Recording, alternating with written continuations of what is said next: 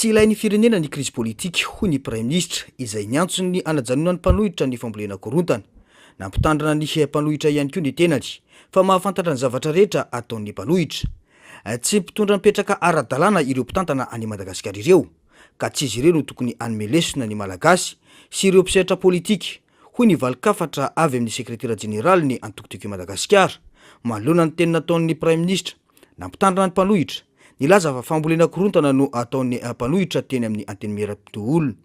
Filoham-pirenena tsy ara-dalàna ary niainga tamin'ny fanonganam-panjakana no mitondra any Madagasikara ankehitriny, hoy ihany ny fampatsiahivana. Tamin'ny alalan'ny hetsiky ny solombavambahoaka teo amin'ny fitopolo kosa no nipoiran'ny Premier ministre ho hatrany ny fanazavana ary mbola mifikitra amin'ny fahefana azony tamin'izany ka hatramin'izao, hoy ihany ny sekretera jeneraly ny antoko Randriamasinao Rina. Izy ireo no tokony hitandrana fa tsy ny malagasy, hoy ny fanamafisana. Dia androany ny olona mahazo fitondrana amin'ny vanin'ny fanakorotanana no mahalala hoe mamotika ny toe-karena malagasy ny fanakorotanana. Zay aloha zany ny point anankiray zay tsara fatarina. Ary kanefany ny olona tokony manome lesona dia tokony olona ho modely. Fa raha ohatra ianao ka ny zavatra ataonao hafa, ny zavatra tenenin'ny vavanao hafa, dia aza mieritreritra mihitsy ianao fa isy olona hanaraka ny zavatra teneninao. Ianao no nahazo fahefana tamin'ny alalan'ny fanonganam-panjakana, anisan'izany Yahya Rajoelina. Ny Premier ministre nahazo fahefana tamin'ny 73 député tamin'ny andron'ny Era Rajaonarimampianina. Androany ianao miteny hoe aza korotanana intsony ny firenena fa vokatry ny crise politika no mahatonga ny firenetsika latsaka katerena toy izao. Iza zany ny tompony andraikitra ny crise politika hatramin'izay? Tsy nareo ve? Ary zao tsy fahombiazana tsy fiarenan'ny toe-karena zao iza ny tompony andraikitra? Nga tsy nareo zao no mitondra. Ka rehefa manao réaction ny vahoaka dia aza terenareo fotsiny hoe mpanakorotana.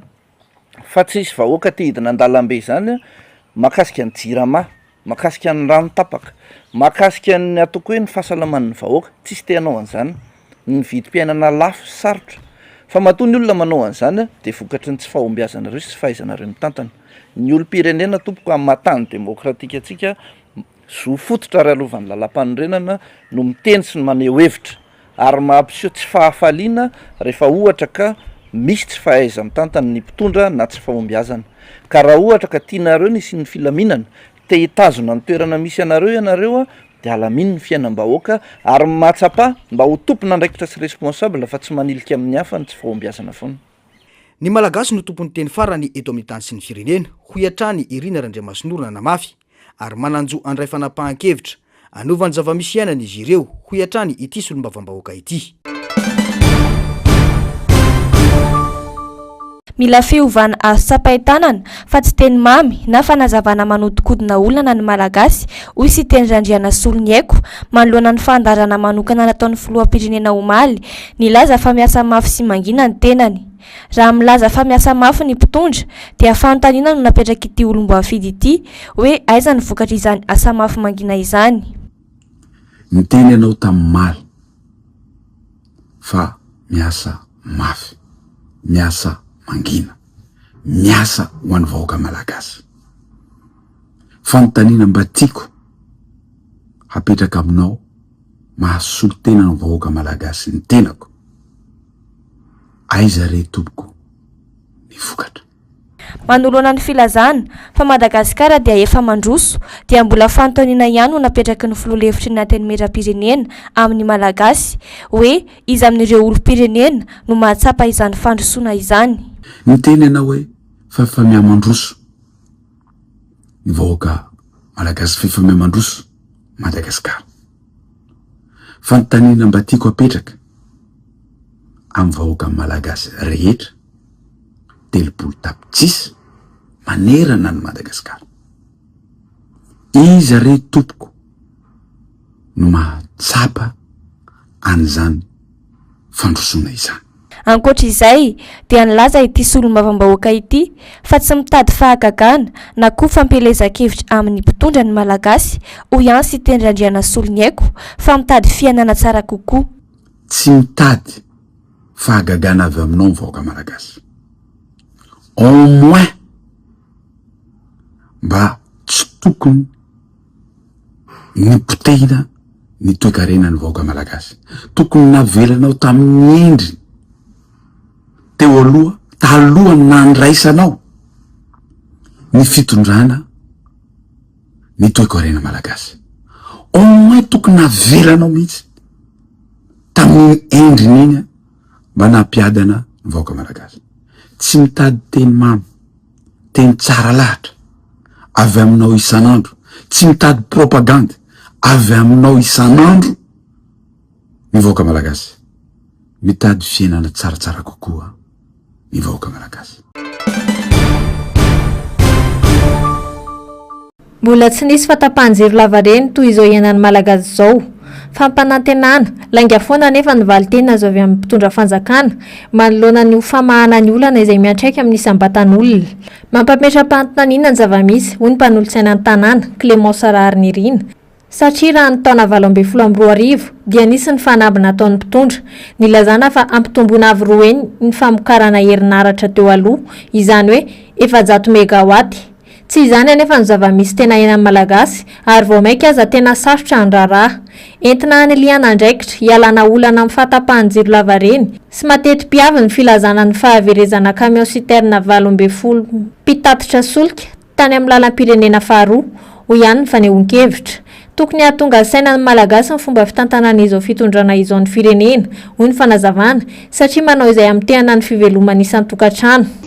Ny resaka orinasa JIRAMA sy ny resaka délestage na fahatapahan-jiro isika fanontaniana vetrany no apetraka ny amin'ny hoe mandra-pahoviana no hiaretan'ny vahoaka malagasy ny lainga sy ny fampiasonana izay ataon'ny mpitondra ny firenena ankehitriny. Lainga hoy aho satria tamin'izany fotoana tamin'ny 2024 dia lokaloka nanao fampanantenana ny oeraoera tamin'ny vahoaka malagasy ny mpitondra ankehitriny ny amin'ny hoe hoampitombona avy roeny raha oharina amin'ny famokarana herinaratra izay nataon'ireo mpitondra ny fandimby ny herinaratra izay vokarin'ny JIRAMA, zany hoe ampitombona 400 megawaty. Zany hoe tsy hisy intsony zany ny délestage raha toaka tarafina amin'ny fampanantenana ny ezimezina izay natao tamin'ny 2024 nataon'ny mpitondra Andry Nirina Rajoelina. Inona ny zavatra misy amin'izao fotoana izao tsy mbola niaina fahatapahan-jiro tahaka ny amin'izao fotoana ny vahoaka malagasy. Tsy mahavita azy ny mpitondra ary ny mpitondra tsy mahavita azy tahaka izany dia tokony angalany ny vahoaka malagasy lesona ary tokony mahatonga saina ny vahoaka malagasy hoe mbola tokony mendrika mena fitopisana sy mipetraka eo amin'ny fitondrana ve ny olona mamitaka sy manao izay hamitehana ny fiainan'ny malagasy. Hamitehana ny fiainan'ny malagasy ho eo satria tsorona amintsika fa resaka JIRAMA, resaka angovo zany dia antoka fanotra ny fampandrosoana satria rehefa tsy misy ny herinaratra ahoana moa no ahafahan'ny malagasy mamokatra, ahoana moa no ahafahan'ny orinasa mihodina. Ka rehefa mamotika ny fivelomana malagasy dia tokony tsy mendrika intsony ametrahana fitopisana ny mpitondra tahaka izany. Tsy manaiky ho tompon'antoka amin'ny fijaliana iainan'ny malagasy ny mpitondra fa mahita hirika hatrany anliana andraikitra amin'ny resaka olana amin'ny famatsiana herinaratra ho ihany Clément Sarary Nirina izay nanamafy fa tsy vitan'ny mpitondra intsony mamaha ny olana amin'ny famatsiana ny jiro sy rano eto Madagasikara. Rehefa misy ny olana dia miendrika seho an'ny fanjakana, miendrika seho an'ny mpitondra dia ohatrany hoe tsy zahay ny tompon'antoka fa misy alaolana foana zany resahana ny hoe maty ny jiro satria misy tangorongorona mipetraka eny amin'ny fil. Lazaina fa tapaka ny jiro satria ritra ny dekaleka. Lazaina fa tapaka ny jiro satria maty ny gropy. Lazaina fa tapaka ny jiro satria lazaina fa tsy tonga ny solika tapaka ny lalana. Zao indray lazaina fa tapaka ny jiro satria simba indray ny transport. Mandra-pahoviana ny vahoaka malagasy no terena iaino ny lainga sy ny abobo izay ataon'ny mpitondra na ny resaka délestage io. Maninona raha tsorona fotsiny marina dia ny marina tsotra be ary efa rany rehetra mahita ohatra ny tafika amin'ny rehefa tanànany amin'ny hoe tsy vitan'ilay mpitondra mamaha ny olana fototry ny vahoaka dia ny famatsiana jiro sy ny famatsiana rano izay fototry ny ataontsika hoe iveloman'ny vahoaka malagasy ray manontolo. Dia rehentsika omaly mbola mitady excuse mbola mitady responsable anliana indray ny tompona andraikitra fa tsy miteny marina amin'ilay vahoaka hoe ary tsy miala tsiny indrindraindrindra ihany koa hoe ialana tsiny fa tena tsy tafavoakana intsony ty baolina ity amin'ity resaka téléstage ity.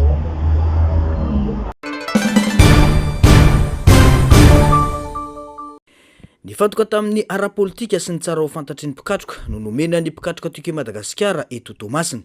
Isan'ny zava-dehibe voaresaka nandritra ity fampiofanana ity ny fandraisana anjaran'ny olom-pirenena amin'ny raharam-pireneny. No mafisy ny sekretera jeneraly ny antoko fa antoko miaina isan'andro sy manana ny anjara toerana lehibe eo anatrehan'ny fiainam-pirenena ny tim fa tsy antoko natao hiatrehana fifidianana fotsiny tahaka ny antoko sasany eto Madagasikara. Raha antsika malala mihitsy ny fampitehan'ny resaka politika eto Madagasikara, ny famonoana ny zo fototry ny olom-pirenena, lasa miraviravin-tanana ny olom-pirenena ankehitriny ary lasa indraindray tsy lasa olom-pirenena intsony satria tsy mandray andraikitra eo amin'ny firenena fa lasa mpanaratra rano fotsiny. Dia noho izany tsy maintsy manao ezaka lehibe isika mba hampiverina ny asiny maha olom-pirenena amin'ny fanomezana fampiofanana sy tsara ho fantatra. Isika koa miezaka ho modely amin'ny antoko politika satria ny antokontsika dia antoko efa niorina efa ela, dia tsara ihany manao recyclage zany mba ahafantarany mpikambana rehetrarehetra hoe ohatrany ahoana tokoa moa ty antoko ty mba hamodely atsika eto amin'ny firenena, hamodely atsika eo amin'ny fiarahamonina. Dia izay zany ny antony anaovantsika ny fiofanana androany. Tena isaorana be dehibe ianareo satria ny fahatongavanareo maro tahaka izao fotsiny dia azo sokajiana mampitarika sy mahamodely anareo satria raha ny ahasarotry ny fiainana amin'izao na ny frébus rehefa manahirana. Ny fiofanana androany tsy misy hoe rehefa miravitsika dia hozaraina vary na menaka fa tena ezakitsika hamantatra ny zo maha olom-pirenenantsika ka ny dia tonga ianareo zany hoe ny aretsaina no azo rehefa vita ny fiofanana eto mba hahafahana miatrika ny firenena fa tsy sanatria hizara zavatra korytsika kanefa dia tonga maro ianareo dia hisaorana anareo amin'izay fitiavana eo ny antoko fa eo koa ny fitiavana ny firenena sy ny hoavin'ny taranaka. Tsy ny mahantoko politika fotsiny ihany fa antoko manana viana ho fampandrosoana ny firenena ny tim ary izany no ilaina ho fantatry ny eny anivon'ny fiarahamonina. Fa namafisina orina ny andraikitry ny tsirairay manoloana izany ity natao ity ho hiatrany ny fanazavana. Raha nisy zao formation zao dia natomboka tany district Anatsimondrano dia nakany Avaradrano. Dia rehefa vita ireo district nareo roa reo dia najanona mihitsy Antananarivo renivohitra fa tena hoe laharam-pahamena tamin'ny président hoe mandana aloha nareo makany Tomasina, dia raha ny faritany zany dia nareo Tomasina no lagana voalohany ampanaovana zao formation zao. Zava-dehibe zany satria na ny président national dia tsy manao anjavatra anareo eto Tomasina. Ty kombary dia tsotra ihany. Marobe nanomboka tamin'ny 2024 tsika dia fantatsika zavatra nitranga, fantatsika zavatra nisy tsy te hiverina amin'ny tantara be dehibe fa za fotsiny anao dia tena aminareo hoe zao formation omena anareo zao dia misy lesona be dehibe raisitsika ao anatin'le izy. Manana andraikitra amin'ny fampandrosoana ny antoko ny mpikatroka tsirairay ary tena ilaina ny fahaizana ny aritarika mba ahazahoana mampiroborobo ny antoko. Misy raha teo ny lalàna mifeny antoko politika eto Madagasikara ho hiatrany ny fanazavana.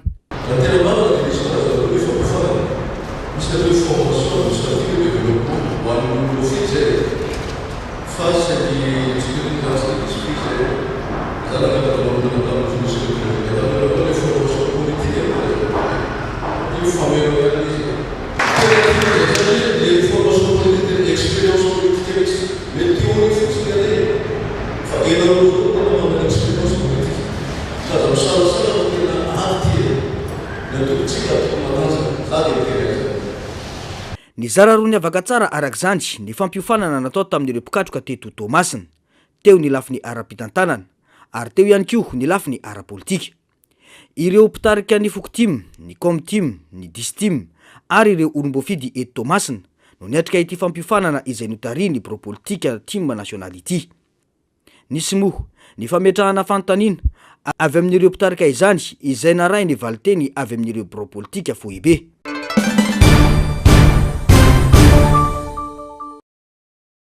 Zava-dehibe ny fanapahan-kevitra noraisin'ny mpitondra manoloana ny olona ny jiro sy rano eto Madagasikara, hoy ny mpanaraka ny raharaham-pirenena Tina Andry.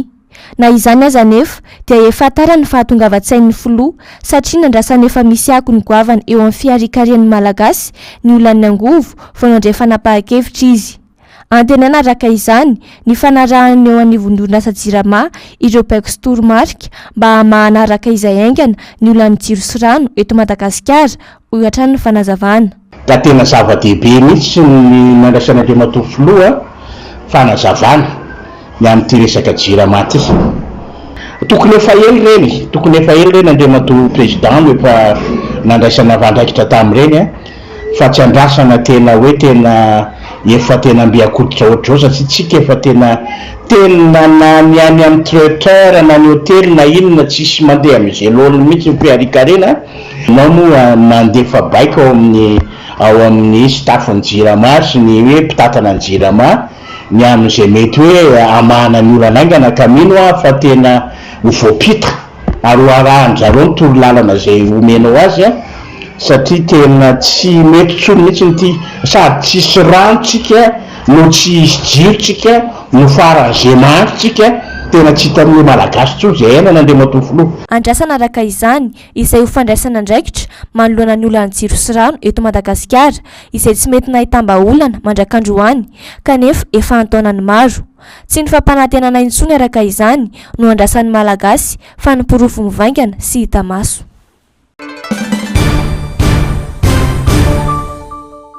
Rehefa misy ny resaka fampisaviana na fanapozinana ara-tsakafo toy izao amin'izao eto amintsika izao dia tsy maintsy hirosona ny fitiliana ny singa heverina fanahatonga ny aretina na namoizana ny aina. Manana manampahaizana betsaka mafy izany i Madagasikara ary manana laboratoire ihany koa raha tsy teny afa-tsy ny Institut Pasteur hoy ny mpitsabo domoina. Tsy voaterina alefa nivelany ny fitiliana fa azo natao tsara teto Madagasikara hoy ihany ny fanehoan-kevitra raha tsy hoe tsy ampy ny fitaovana anaovana izany eto amintsika. Ya rehefa misy tranga ohatran'ireo dia tsy maintsy alefa atao analizy ny ilay singan-javatra.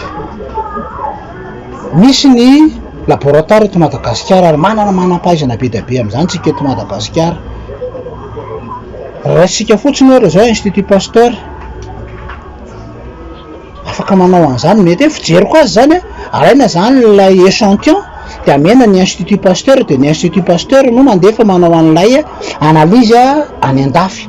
Fijeriko azy aloha tokony vita eto Madagasikara, vita amin'ny malagasy io fa hoe ny réactif avy eo mety tsy manana anaovana an'ilay izy, manana biologiste biochimiste be dia be ny tsika noho izany mety hoe fangatahana fiaraha-miasa avy amin'ny OMS ve le zavatra zay zany mety fijeriko an'ilay raha hito hoe ny OMS nentina metraka ny imposé hoe alefa sany aminay ara ny zavatra io reo analyse reo dia alefa par l'intermédiaire amin'ny alalan'ny Institut Pasteur zay ataontsika hoe tsy fandokadokafana ny Institut Pasteur kosa aloha fa ny Institut Pasteur tsy anaovanao risirisi zany hoe ovay io résultat io dia ataovy an'izao fa ny Institut Pasteur rehefa inona anazy dia inona iny dia mipetraka any amin'ny base de données amin'ny mandrakizay ary tsy azonao tsisy risirisy zay fizatra mpanao risirisy zany dia fa tsy. Ankoatran'ny an'ny fanjakana dia azon'ireo fianakaviana ataony mangataka ampanao fitiliana ny marariny rehefa mahazo ny taratasy avy amin'ny mpitsabo raha ny fanazavana hatrany.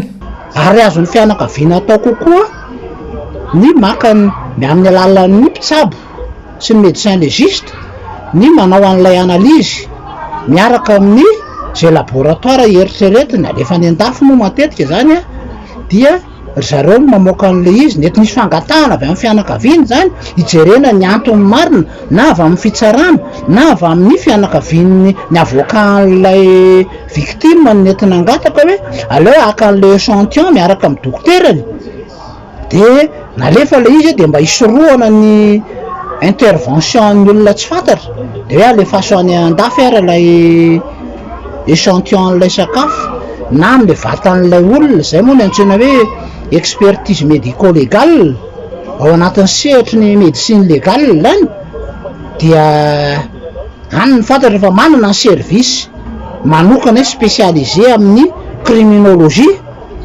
ary be fitaovana dia zay zany anisan'ny antony nandefasana an'ilay mitranga lay échantillon any ivelany.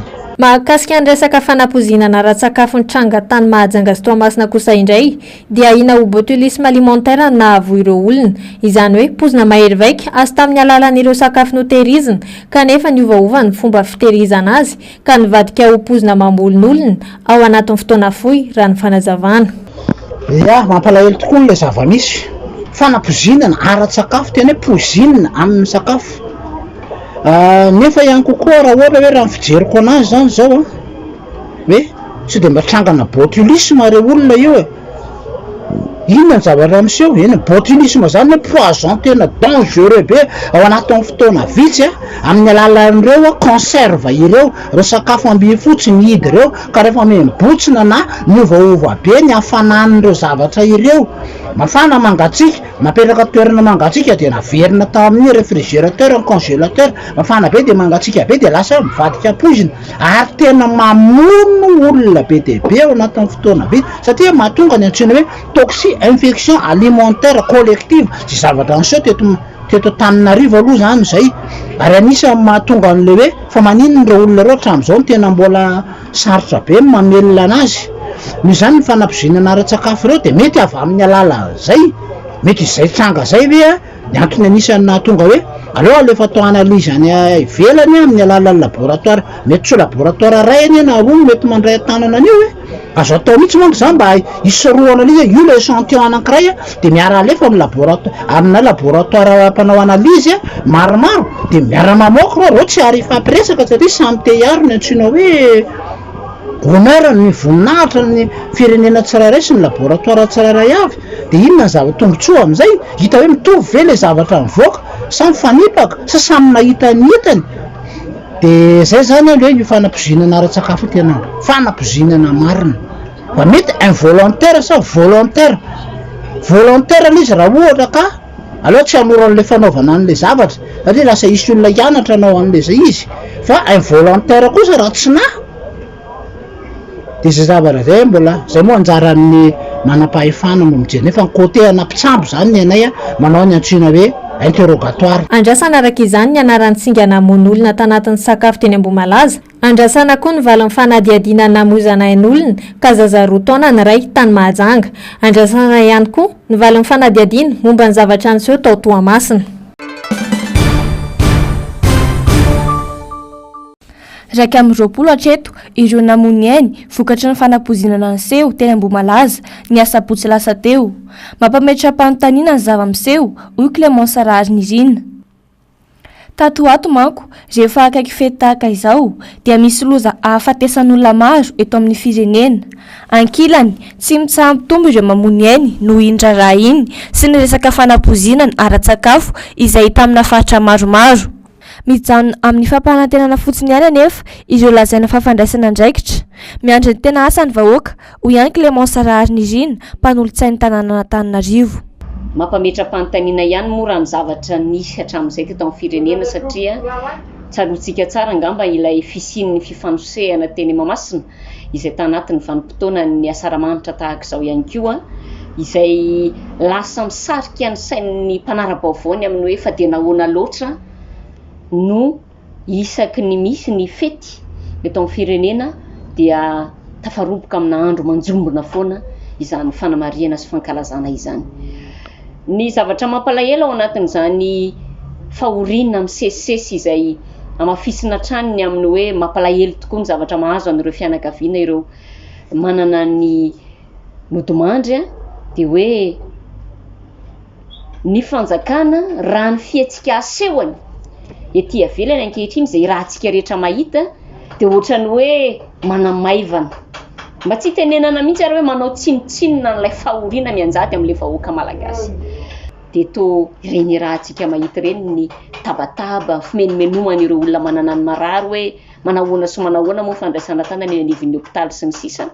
Ataoko angamba fa tsy hoe eto Madagasikara no tsy ampy manam-pahaizana, tsy hoe eto Madagasikara no tsy misy hopitaly manara-penitra, tsy hoe eto Madagasikara no tsy misy ataontsika hoe ny hopitaly ampy fitaovana sy ary fitaovana kanefa dia tsy hitantsika zany fa ny fanambarana no atao be dia be entina isy anehoana fa mandray andraikitra fa le tena fandraisana ndraikitra andrasan'le vahoaka malagasy hoe zany ahy ka hita fa misy mpitondra eto, tsy misy zany fa dia jerena fotsiny sanatria lasa isaina fotsiny sisa ireo maty tao anatin'ireny vondra ireny izay mampalahelo dia mampalahelo ao anatin'izany zavatra izany. Ny tena mahalasa saina hoy ny fanehoan-kevitra dia ny fahasahin'ny mpitondra manao ireo fety isan-karazany manoloana ireo fahorina iainan'ny fianakaviana malagasy. Rehefa tsy nisy ny fisaonam-pirenena manoloana ny fahafatesan'ireo olona 220 mahery teto an-drenivohitra ny tany amin'ny faritra noho ny resaka fanampoizinana ara-tsakafo dia tokony nahemotra ireo fety fankalazana ireo ho iatrany ny fanazavana. Fa tsy tahotra tsenatra dia ireto mpitondra atao hoe tsy manana fo ve sa sanatria ve ataoko sanatriavina faly amin'ny fahorian'le vahoaka malagasy izay entinao fa dia atao ihany ilay podium, alefa ihany ny fetifety sy ny mpatsipatsara rehetrarehetra. Marina fa mao anatin'ny fanamariana ny fetin'ny fahaleovantena isika, fiverenan'ny fahaleovantena, kanefany azo natao tsara angamba na ny fijeriko azo manokana hoe na dia tsy anao an'ilay fisaonam-pirenena azy ny mpitondra dia farafaratsiny mba nahemotra ho amin'ny herinandro ohatra, mba farafaratsiny mba nendrasana aloha mba ho voalevina ireo nodimandry rehetra. Fa dia ao anatiny ataontsika hoe ny razana mbola eny ambohitra tsy tahotra tsenatra hoe ao teo dia mifaly karakara lanonana entina mpifalifaliana malagasy ny mpitondra fanjakana. Ny fahatongavan-tsain'ny mpitondra araka izany no andrasan'ny malagasy manoloana izao vona miatra eto amin'ny firenena izao ho ihany ny fanamafisana. Noararotin'ireo mpikatrokatima eto Tomasina ny fandalovan'ireo bureau politika sy ny solombavambahoaka avy amin'ny firaisankina eto amin'ny renivohitry Betsimisaraka. Nandritra io fionana manokana io no nandravonana ny olana mitranga eo anivony Antoko. Mazava ny nambaran'ireo mpikatroka fa isy ainga avao ny Antoko manomboka eto ary anatanteraka ny andraikitry ny Antoko eto amin'ny firenena. Iray tsy mivaky ny tima eto Tomasina hoy ny fanazavana. Fony zavatra tenenina tsy misaraka ny tima eto Tomasina. Ray ihany ny tima eto Tomasina ary manana tanjona ny tima izay ny antony anaovana politika dia ny azahoana fahefana. Misy fitenenana hoe ny savorovoroky ilatona, misy mifandaminana araka ny teniny distima teo fa ny tanjona président Ravalomanana ny Antoko tiako Madagasikara miverina amin'ny heriny tahaka ny tany amin'ny taona 2010 indray. Andraikitra goavana no miandry ny tima eto Tomasina. Isan'izany ny fanazavana ny sain'ny mpiarabelona manoloana ny tsirariny mianatra amin'ny vahoaka malagasy amin'izao fotoana. Isaorana ny fampiafanana izay nomena ho izy ireo mba ahafahana avetrandry mandray ny andraikitra eto amin'ny firenena. Niezaka nanana fandavantegna zareo amin'ny bureau foibe zay tarihiny secrétaire général tsy adignon'ny président Marc Ravalomanana atsika satria nagnandefan'ireo ray aman-drenireo izy andeha hagnano formation hagnometraikefa amintsika ahoana ny paikady ampiasaitsika satria azadigno fa atsika dia Antoko maventy manana ny lazany, manana ny toerany fa atsika mpanohitra. Amin'izay mampanohitra atsika zay tokony tsy mandry, tsy kivy ary manana ny zotom-poa hiatriky ny hoavy raha tsy azotsika io tsy mipetraka atsika. Ny fanaiky ny rehetra fa tanjona iray no apetraka ho an'ny mpikatroka tima eto Tomasina dia ny amondronana ny hery ho an'ny fampiroboroboana ny Antoko. Tena zava-dehibe ho anay Tomasina ny fisian'ny fampihofanana izay ho ataontsika eto androany satria entina hiaritsika indray ny asa manaraka izay efa natombokintsika ary mbola tohizantsika araka ny teny sénateur teo hoe tsy maintsy mandresitsika rehefa tonga amin'ny fotoana fa zavatra rehetra dia mila fandaminana, mila fanatsarana hatrany ary izay no mahatonga mampatahotsika amin'ny fampandrosoana izany. Ny tonga miaraka ny fanombohana fa ny miasa miaraka no fahombiazana. Tarigetra apetraka ireo mpikatroka io araka ny toromarika izay nampitainy ny Filoha Ravalomanana marika izay filompanorona ny Antoko.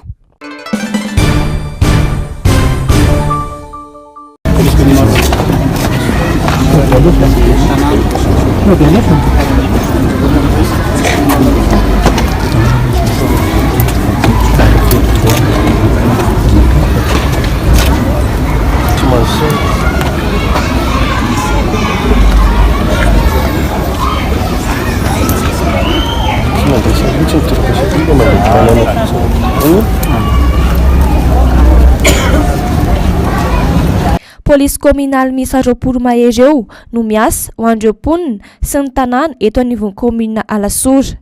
Misy ireo polisy communal ireo no mpamily, ny sasany mandrindra fifamoivoizana, ny hafa misehatra amin'ny fitantanana, misy koa ny manenjika ireo mpisehatra tsy ara-dalàna.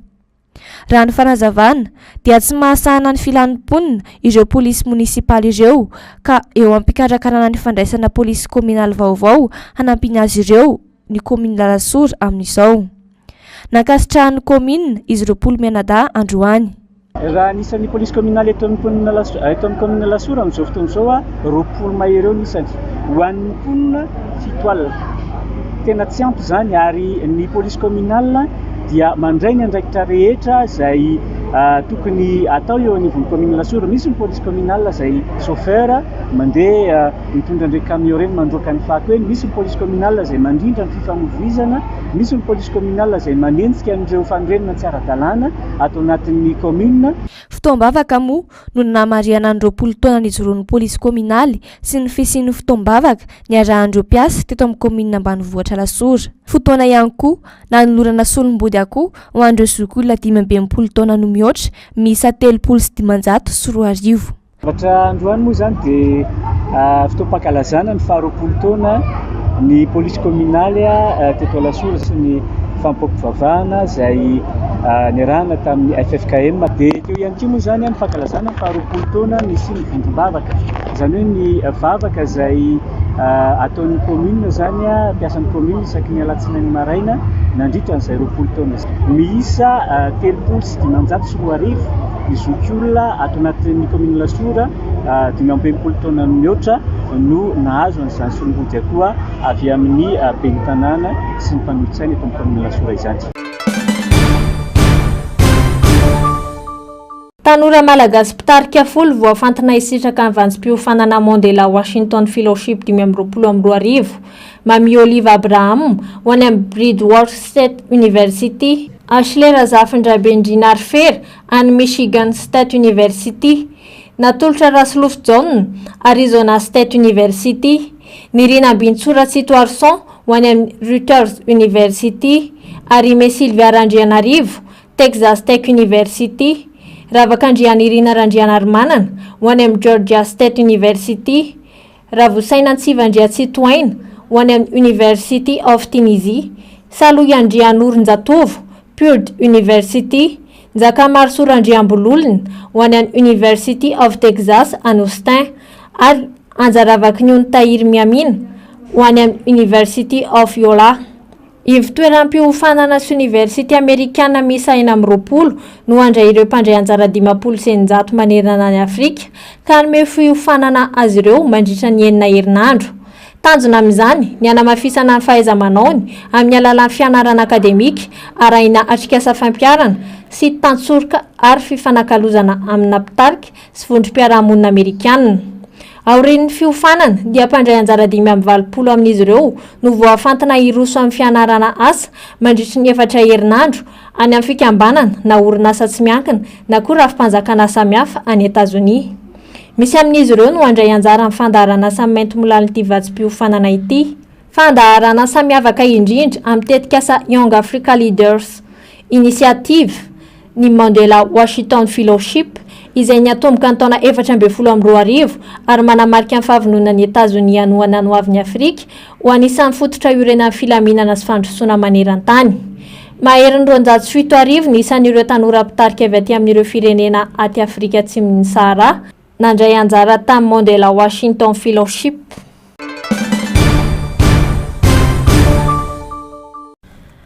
Niaona tamin'ireo ministra ny raharaham-bahiny Européenne toa ny Allemagne, France, Royaume-Uni ny ministra ny raharaham-bahiny Iraniana androany.